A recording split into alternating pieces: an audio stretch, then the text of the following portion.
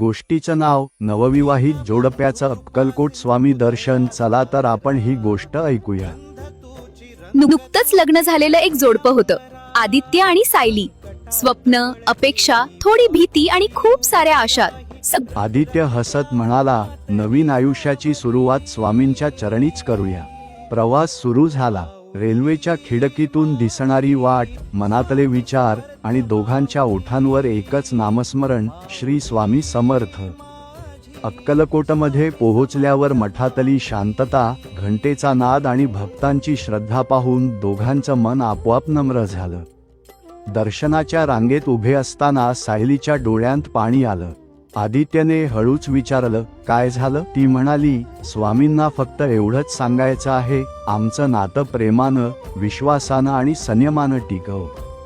दर्शनाच्या क्षणी दोघांनी डोळे मिटले. मनात काहीच मागितलं नाही, फक्त स्वामींवर सगळं सोपवलं. आणि त्या क्षणी मनात एक वेगळीच शांती उतरली. जणू स्वामी म्हणाले, भिऊ नका, मी आहे. मठाबाहेर येताना आदित्य म्हणाला, आज वाटतंय आपलं आयुष्य एकट्याचं नाही, स्वामी सदैव सोबत आहेत. सायली हसत म्हणाली, हो, आता प्रत्येक पावलावर स्वामींचा हात आपल्या डोक्यावर आहे.